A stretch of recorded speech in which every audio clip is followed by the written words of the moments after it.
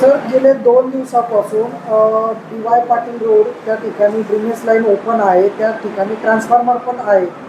जी मोशी या ठिकाणी घटना घडली तशीच घटना या ठिकाणी घडू शकते. तर त्यावर तुम्ही उपाययोजना काय करणार? एक महानगरपालिकेचे तुम्ही एक सदस्य आहात, नगरसेवक आहात त्या एरियाचे, काय सांगाल त्याला? डी.वाय पाटील कॉलेजच्या ठिकाणी जे ड्रेनेजचं पाणी येतं आहे त्या संदर्भातचं आत्ता सूचना मी संबंधित अधिकाऱ्यांना पण दिलेल्या आहेत की उद्या त्या ठिकाणी जेट मशीन लावून ती लाईन साफ केली जाईल की जेणेकरून ते व्यवस्थित पाणी त्यातनं निघून जाईल. काही ज्या सोसायटीतून पाणी येते त्यावर काही कारवाई महानगरपालिका करणार आहे?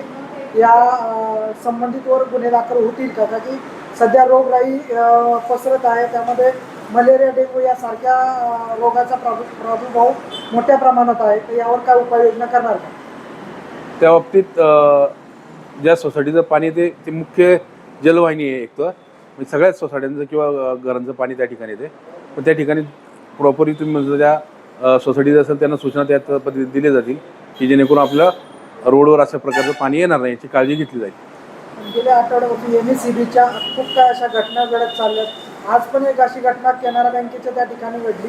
लाईन ओपन असल्यामुळं त्या ठिकाणी धनगर बांधवाची एक मेंढी सुदैवाने ते मरण पावली. तर तशी घटना या ठिकाणी घडू शकते. तर MSCB वाल्यांना काय तुम्ही सूचना देणार आहे का? या काय ट्रान्सफॉर्मर काय त्या ठिकाणून हलवणार का?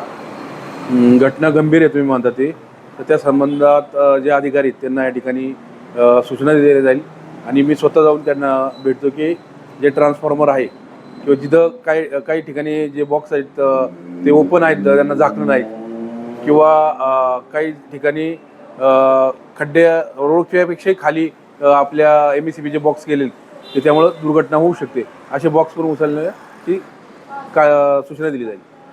रस्त्यावर एवढं घाण पाणी येतंय, त्यानुसार तिथल्या स्थानिकांकडून अशी मागणी आहे की या ठिकाणचे नगरसेवक निवडून आलेले ते या ठिकाणी फिरतच नाहीये.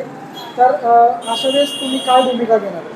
नाही, तसं फिरत नाही असं नाही आहे. निवडून आल्यापासून नगरसेविका रेखाताई टिंगरे यांनी त्या ठिकाणी 5 आंदोलन त्या परिसरात झालेली.